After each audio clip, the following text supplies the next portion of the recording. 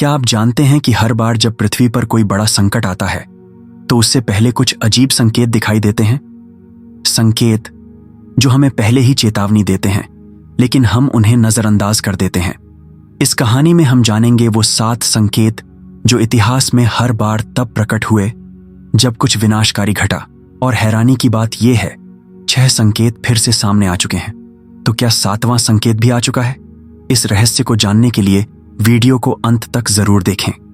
तो चलिए शुरू करते हैं। रात किसी सूने मंदिर की घंटी की तरह बज रही थी। न आवाज थी, न गति, न किसी जीवन का आभास। सिर्फ एक गहराई थी जो हर ओर फैल रही थी। उस गहराई में अनिरुद्ध की आंखें अचानक खुलीं। वह एक ऐसे स्वप्न से जागा था जिसने न केवल उसके मन को झकझोरा था, बल्कि उसके चारों ओर की हवा तक को थमा दिया था। सपने में उसे कुछ दिखा था, कुछ ऐसा जो आंखें खोलते ही विस्मृत नहीं हुआ। वो 3 जलते हुए गोले जो आकाश में सूर्य जैसे टंगे थे, लेकिन उनका ताप कुछ और था।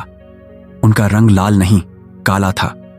उनके इर्द गिर्द हवा नहीं, शून्यता थी। और सबसे डरावनी बात यह थी कि उनमें से एक गोला धीरे धीरे उसकी ओर बढ़ रहा था। अनिरुद्ध ने अपने माथे को पोंछा। कमरा पूरी तरह ठंडा था, लेकिन उसकी देह पसीने से भीगी हुई थी। घड़ी देखी, 3 बज रहे थे।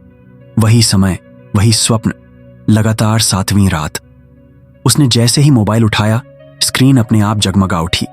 कोई कॉल या मैसेज नहीं था, फिर भी उसमें एक अनजान संकेत उभर आया। एक चमकती हुई लिपि जो संस्कृत जैसी थी, पर वैसी नहीं। उसमें लिखा था, अब तुम्हें बुलाया गया है, अगस्त्य मठ, त्र्यंबकेश्वर घाटी। ये कैसे हो सकता था? क्या कोई खेल था, कोई अज्ञात शक्ति? वह इन सपनों को अब सिर्फ दिमागी खेल नहीं मान सकता था। अनिरुद्ध एक शोधार्थी था। उसका काम था पुरानी सभ्यताओं की संकेत व्यवस्थाओं का विश्लेषण करना, उनके लुप्त भाषा संकेतों को डिकोड करना। पर अब तक वो इन्हें सिर्फ इतिहास मानता था, कोई भविष्य नहीं। मगर अब ये इतिहास उसका भविष्य बन चुका था। अगली सुबह उसने किसी को कुछ नहीं बताया, बस एक छोटा बैग उठाया और निकल पड़ा उस स्थान की ओर जिसे मानचित्रों में शायद ही कोई देखता हो। त्र्यंबकेश्वर घाटी, एक ऐसा स्थान जिसे समय ने भुला दिया था। वो जगह जहां कहा जाता था कि ऋषि अगस्त्य ने काल बीज का संचयन किया था। जैसे ही वह घाटी में पहुंचा, हवा की प्रकृति ही बदल गई। पहाड़ मौन थे, पेड़ स्थिर और आकाश गहरा नीला, इतना गहरा कि वो आंखों में समा जाए।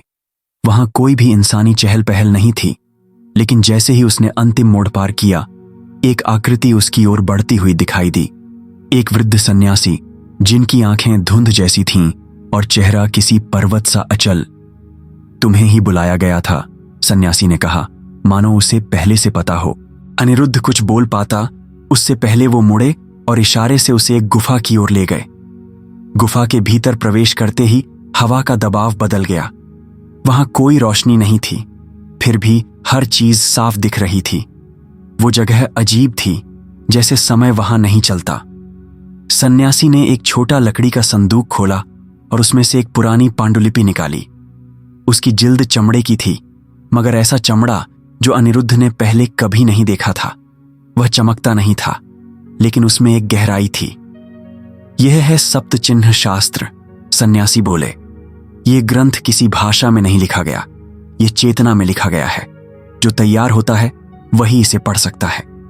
अनिरुद्ध ने जैसे ही उसे हाथ लगाया, उसके भीतर कुछ कांपा। वो शब्द खुद उसके मन में उतरने लगे।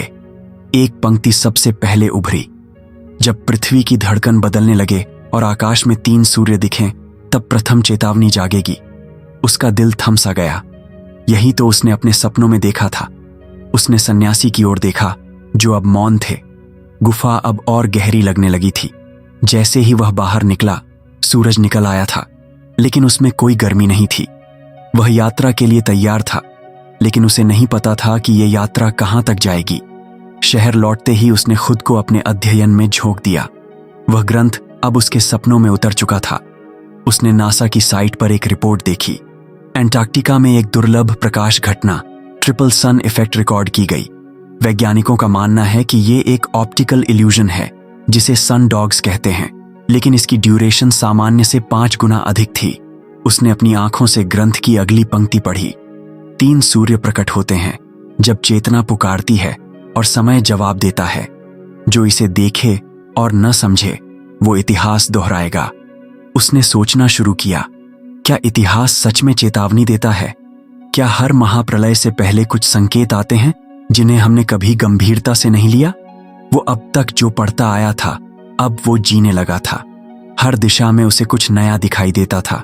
पंखे की गति, दीवार की दरारें, बारिश की बूंदें, सब में उसे कुछ न कुछ संदेश दिखाई देता था। और फिर वो रात आई जब उसने पहली बार उन संकेतों को जगते हुए देखा। सपने में वो किसी प्राचीन शहर में था, जहां के भवन आधे जल में डूबे थे और आधे आकाश में लटक रहे थे। वहां एक पत्थर की दीवार थी जिस पर वही 7 चिन्ह खुदे थे। पहला चिन्ह 3 गोले जो एक त्रिभुज में जुड़े थे अचानक चमकने लगे। उसने दीवार को छुआ और सब कुछ कांपने लगा। एक गहरी, न स्त्री न पुरुष जैसी आवाज उसके भीतर गूंजी, तुमने प्रथम चिन्ह को पहचान लिया है, अब समय उल्टा बहने लगेगा। उसकी आंख खुल गई। वह अपने ही कमरे में था, लेकिन दीवार पर 3 गोले उभरे हुए थे, जैसे किसी अदृश्य हाथ ने उन्हें खींच दिया हो। उसी क्षण मोबाइल फिर चमका। एक नई पंक्ति, जब समुद्र अपनी दिशा बदल दे और आकाश मौन हो जाए, तब दूसरा चिन्ह जागेगा। अनिरुद्ध अब जान चुका था कि यह सब कोई कहानी नहीं, ये उसकी नियति थी। धरती पर जो घट रहा था वो सिर्फ एक पर्यावरणीय संकट नहीं था, वो चेतना की गहराइयों में उठती हुई कोई गूंज थी जिसे सिर्फ कुछ ही लोग सुन पा रहे थे। अनिरुद्ध उनमें से एक था। वह एक साधारण वैज्ञानिक नहीं था। उसके सपनों में अक्सर ऐसी जगहें आती थीं जिनका भूगोल किसी भी ज्ञात मानचित्र से मेल नहीं खाता था। पर इन सपनों में जो सबसे अजीब बात थी वह थे वे 7 संकेत जो हर बार पृथ्वी पर किसी बड़े संकट से पहले दिखते थे, लेकिन जिन्हें समझने वाला कोई नहीं होता था। अनिरुद्ध का जन्म नेपाल की सीमाओं से लगे एक छोटे से गांव में हुआ था। उसकी मां कहती थी कि वो जब गर्भ में था तभी आकाश में कई रातों तक कोई नीली रेखा झलकती थी। लोगों ने उसे उल्का वर्षा समझा, लेकिन गांव के बुजुर्गों ने कहा यह किसी महान आत्मा के आगमन का संकेत है। वह गांव विज्ञान से दूर था, लेकिन वहां की हवा में जो प्राचीनता और शांति थी वो अनिरुद्ध के भीतर गहरे उतर गई थी। अनिरुद्ध बचपन से ही चुपचाप था, लेकिन उसकी आंखें बोलती थीं। 8 साल की उम्र में उसने आकाश की ओर देखकर अपनी मां से कहा था, मां, आकाश में कुछ है जो बार बार मुझे बुलाता है। मां ने सोचा ये बच्चे की कल्पनाएं हैं, लेकिन अगले ही दिन गांव में एक विचित्र घटना घटी। सुबह के 5 बजे गांव की नदी, जो सूख चुकी थी, अचानक तेज प्रवाह के साथ बहने लगी। पानी ठंडा था, लेकिन उसमें एक अजीब सी ऊष्मा थी। जब गांव के लोग पानी को पीने गए तो उनमें से कुछ को सपने आने लगे, सपने जिनमें प्राचीन मंदिर, उल्टे जलप्रपात और अग्नि के घेरे में कुछ आकृतियां थीं। ये घटना गांव के लिए रहस्य बन गई, लेकिन अनिरुद्ध के भीतर कुछ खुलने लगा था। उसे सपनों में वही 7 संकेत दिखने लगे। एक अग्नि रेखा, एक उल्टी छाया, एक सीटी जैसी ध्वनि जो बिना स्रोत के आती थी, एक बर्फ के भीतर बंधी आकृति, एक सूरज की आंख से टपकती बूंद, एक भंवर जो आकाश में था, और एक लाल पौधा जो हर चीज को सोख लेता था। वह बड़ा हुआ और उसने भौतिक विज्ञान में डॉक्टरेट की, लेकिन विज्ञान की सीमाएं उसे बांधने लगीं। वो जानता था कि उसके सपने सिर्फ मनोविज्ञान नहीं, कोई ब्रह्मांडीय गूंज थे। 2025 में उसने एक रिसर्च शुरू की, global unknown patterns of pre crisis. इसमें उसने अतीत की आपदाओं के पहले घटित अजीब घटनाओं को रिकॉर्ड किया, जैसे 2004 की सुनामी से पहले अंडमान में दिखा नीला वृत्त, 1986 के चेरनोबिल विस्फोट से पहले की गायब होती छायाएं, और 1912 के टाइटैनिक से कुछ दिन पहले आकाश में दिखी उल्टी चांदनी। उसके निष्कर्ष डरावने थे। हर बार पृथ्वी पर कोई बड़ी आपदा आने से पहले ये 7 संकेत किसी न किसी रूप में प्रकट होते थे, लेकिन कोई इन्हें डीकोड नहीं कर पाया। अनिरुद्ध को अब अपने सपनों से डर नहीं लगता था, बल्कि वो उन्हें एक मिशन मानने लगा था। और तभी उसे स्वप्न में एक अजीब मंदिर दिखाई दिया, बर्फ से ढका हुआ, पर उसके ऊपर कोई आग जल रही थी। मंदिर के द्वार पर लिखा था, समय लौटेगा जब 7वें संकेत को कोई छू लेगा। अनिरुद्ध ने तय किया कि वह इस मंदिर को खोजेगा और इसी दौरान उसकी मुलाकात हुई रेवती से, एक वनस्पति वैज्ञानिक जो हिमालय की दुर्लभ प्रजातियों पर रिसर्च कर रही थी। दोनों की पहली मुलाकात ही विचित्र थी। रेवती ने एक पौधा खोजा था जो बिना मिट्टी के उग रहा था, और जब अनिरुद्ध ने उस पौधे को देखा तो उसके पैरों के नीचे जमीन हिल गई। वह वही लाल पौधा था जो उसके सपनों में आता था।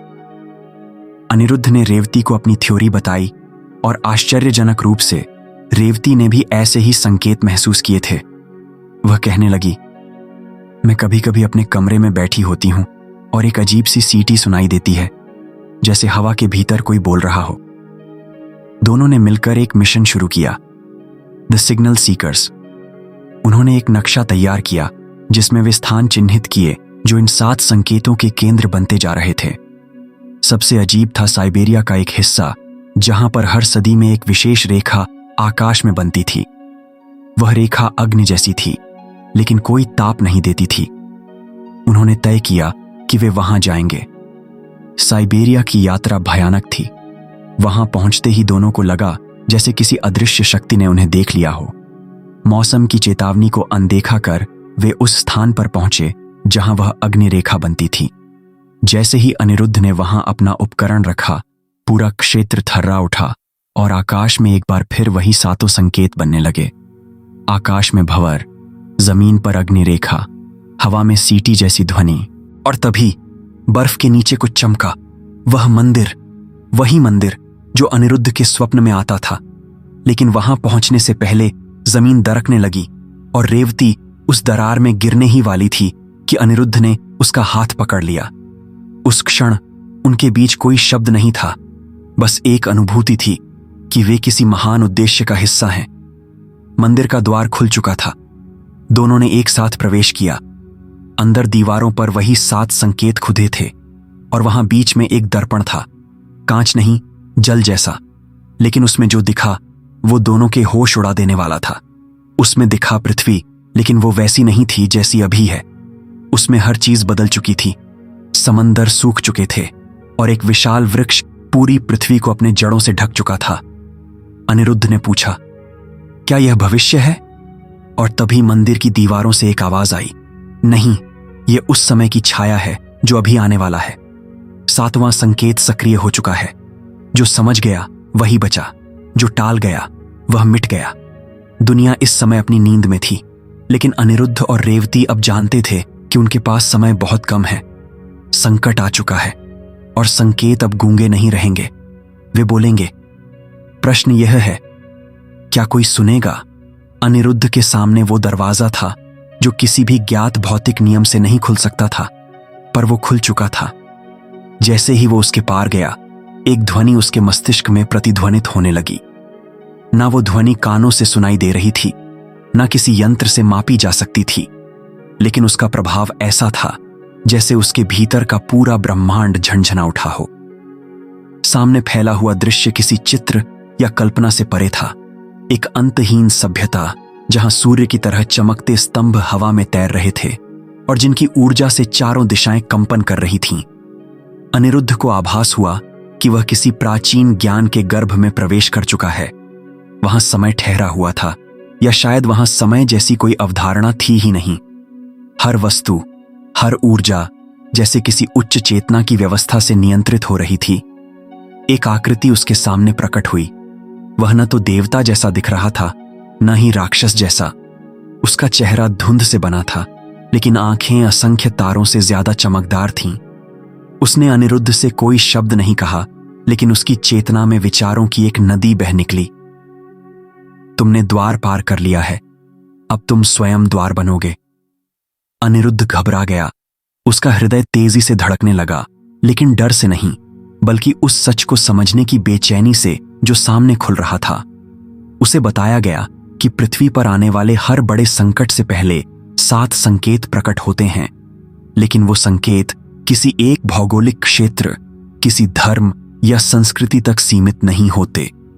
वे तो संपूर्ण चेतना के स्तर पर आते हैं, लेकिन दुर्भाग्यवश इंसान उन्हें सिर्फ एक अंधविश्वास या संयोग मानकर टाल देता है। पहला संकेत, मौन की चीख। पृथ्वी के ध्रुवों से उठने वाली वो ध्वनि जो ना सुनाई देती है न समझी जाती है, लेकिन जब वो सक्रिय होती है तो पृथ्वी के चुंबकीय क्षेत्र में अस्थिरता आने लगती है। ये संकेत तब सक्रिय होता है जब मानव की सामूहिक चेतना में नकारात्मकता का स्तर बढ़ जाता है। अनिरुद्ध ने जब उस संकेत की फ्रीक्वेंसी को महसूस किया तो उसके भीतर का मौन भी चीख उठा। उसने जाना कि उस समय दुनिया के कई हिस्सों में लोग बिना कारण बेचैनी, अनिद्रा और घबराहट से जूझ रहे थे, लेकिन कोई समझ नहीं पा रहा था कि ऐसा क्यों हो रहा है। यह पहला संकेत था, लेकिन इससे अधिक भयावह वो था जो आने वाला था। दूसरा संकेत अदृश्य जल, यानी वो जल जो पृथ्वी की सतह पर नहीं, उसके भीतर प्रवाहित होता है और जो अचानक अपनी दिशा और प्रकृति बदल देता है। इससे पहले कि कोई भूकंप आता, वो जल पहले चेतावनी देता है, लेकिन विज्ञान अभी तक उसकी चेतावनी को पकड़ नहीं पाया है। अनिरुद्ध को वो तरल ऊर्जा दिखाई दी, चमकती, बहती और चेतावनी देती। उसे एहसास हुआ कि जिन स्थानों पर जल का प्रवाह पृथ्वी के नीचे बदल रहा है, वहीं भविष्य में कुछ बड़ा होने वाला है। तीसरा संकेत स्वप्नों की एकता, जब दुनिया भर में अलग अलग लोग एक जैसे स्वप्न देखने लगते हैं। अनिरुद्ध को दिखा कि एशिया, अफ्रीका, अमेरिका और यूरोप के सुदूर कोनों में रहने वाले लोग एक ही सपना देख रहे थे। एक सुनहरी दीवार जो अचानक दरारों से भर जाती है और उससे नीली लपटें निकलती हैं। वो सपना किसी कहानी का हिस्सा नहीं था, बल्कि चेतना के महासागर में फैली एक तरंग थी, और अनिरुद्ध अब उस महासागर को देख पा रहा था। ये तीनों संकेत पहले से ही पृथ्वी पर प्रकट हो चुके थे, लेकिन किसी ने उन्हें पहचाना नहीं था। अनिरुद्ध को वो ज्ञान दिया गया था जिसे नेत्र मंत्र कहा जाता था, एक ऐसी विधा जो चेतना के अंदर छिपी भाषाओं को समझ सकती थी। उसे बताया गया कि ये ज्ञान प्राचीन भारत में कभी 7 ऋषियों को दिया गया था, लेकिन समय के साथ वो लुप्त हो गया। तभी एक ऊर्जा लहर उसके चारों ओर फैल गई।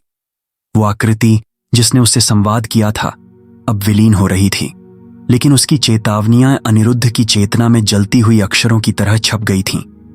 उसे वापस लौटना था, लेकिन अब वो वैसा नहीं था जैसा पहले था। जब अनिरुद्ध वापस लौटा तो उसे अपनी आंखें खोलने में कई घंटे लग गए। वो उसी गुफा में था, लेकिन बाहर का आसमान अब वैसा नहीं लग रहा था।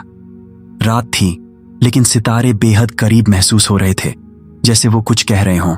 और तभी उसके पास एक आदमी आया जिसकी आंखें सपाट थीं और जो वर्षों से उसी गांव में था, लेकिन आज उसकी आवाज किसी और की लग रही थी। उसने कहा, तुमने पहला द्वार पार कर लिया, अब अगला संकेत तुम्हारे भीतर जन्म लेगा। तैयार रहो, क्योंकि इस बार संकट इतना गहरा है कि संकेत भी भयभीत है। अनिरुद्ध को समझ में नहीं आ रहा था कि यह सब स्वप्न था या सत्य, लेकिन उसकी धड़कनों की लय अब पृथ्वी की लय से मेल खा रही थी। वो अब संकेतों को सिर्फ देख नहीं सकता था, वो अब स्वयं एक संकेत बन चुका था।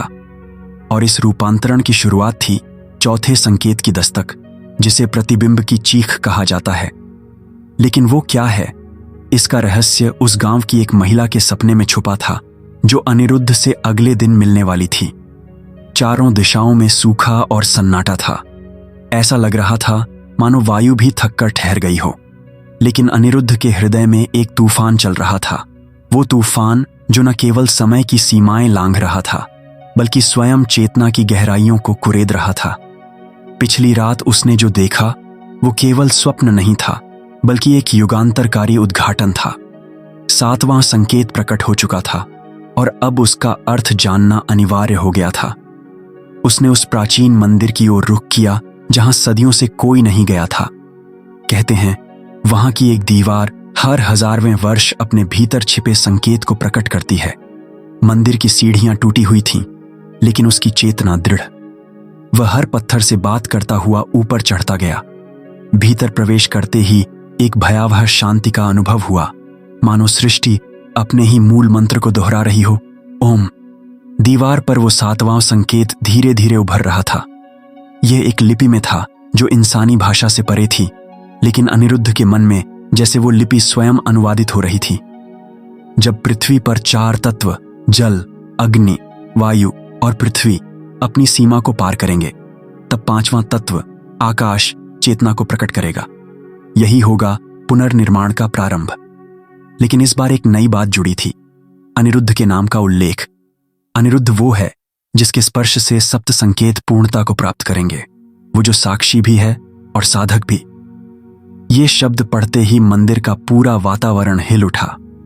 छत से नीचे गिरती रेत और हवा में गूंजती अस्पष्ट सी ध्वनि, यह सब अनिरुद्ध को उसकी नियति की ओर खींच रही थी। वो बाहर निकला तो देखा गांव का आकाश पूरी तरह से काला हो चुका था। लोग भयभीत थे, पक्षी उल्टी दिशा में उड़ रहे थे और जल स्रोत धीरे धीरे खून की तरह लाल हो रहे थे। ये सब वो संकेत थे जो अब तक केवल भविष्यवाणियों में थे, लेकिन अब प्रत्यक्ष रूप में घट रहे थे। अनिरुद्ध अब जान चुका था कि उसे क्या करना है। उसने एकांत साधना का स्थान चुना, वो पर्वत जो पांचों तत्वों की सीध में था। यहां से आकाश को भी छूना संभव था और पृथ्वी की धड़कनों को भी महसूस किया जा सकता था। 7 दिनों तक वह मौन रहा, केवल अपने भीतर के कंपन को सुनता रहा। 7वीं रात जब ब्रह्म मुहूर्त हुआ तो आकाश से एक दिव्य प्रकाश उतरा और अनिरुद्ध के चारों ओर एक वृत्त बना दिया। वृत्त के भीतर सप्त प्रतीक प्रकट हुए और अनिरुद्ध ने उन्हें आत्मसात कर लिया। उस पल एक दिव्य ऊर्जा पृथ्वी में फैल गई, सूखा हरियाली में बदल गया। मृत झीलें जल से भर उठीं, लोगों के चेहरे पर अजीब सी शांत आभा थी। लेकिन यह सब कुछ केवल प्रकृति के स्तर पर नहीं हुआ था, लोगों की चेतना बदल गई थी। वो जो क्रोध में रहते थे शांत हो गए थे, जो असत्य के मार्ग पर थे उन्हें सत्य स्पष्ट दिखने लगा था। यह सब अनिरुद्ध के उस अंतिम स्पर्श से हुआ था। लेकिन उसका कार्य यहीं समाप्त नहीं हुआ। एक गूंजती हुई आवाज उसके भीतर से आई, अब तू लौट चल जहां से तू आया था। वह समझ गया कि उसका यह अवतरण पूर्ण हुआ। वह पर्वत की चोटी से नीचे उतरा और उसी रात बिना किसी को कुछ बताए वो इस पृथ्वी से अदृश्य हो गया। कुछ लोगों ने दावा किया कि उन्होंने उसे मंदिर के समीप अंतिम बार देखा था। कुछ ने कहा कि वह अब भी ब्रह्मलोक में साधना कर रहा है, लेकिन कोई नहीं जानता कि वो कहां गया। बस उसके जाने के बाद भी जब भी पृथ्वी पर संकट आता है, 7 संकेत पुनः सक्रिय हो जाते हैं और हर बार किसी न किसी स्वरूप में अनिरुद्ध लौटता है उस अंतिम स्पर्श को देने के लिए, जो समस्त युगों को जोड़ने वाली अदृश्य रेखा है। और इस बार जब वो आएगा, शायद संकेत 8 होंगे, क्योंकि इस बार संकट केवल पृथ्वी का नहीं, चेतना के अस्तित्व का है। और चेतना के पुनरुत्थान के लिए फिर किसी अनिरुद्ध को जागना होगा, शायद आप में या मुझ में। अगर ये कहानी आपके दिल तक पहुंची हो तो लाइक जरूर करें, कुछ कहना हो तो कमेंट करें और ऐसी ही जानकारी भरी कहानियों के लिए सब्सक्राइब करें। अगली कहानी आपको चौंका देगी। धन्यवाद।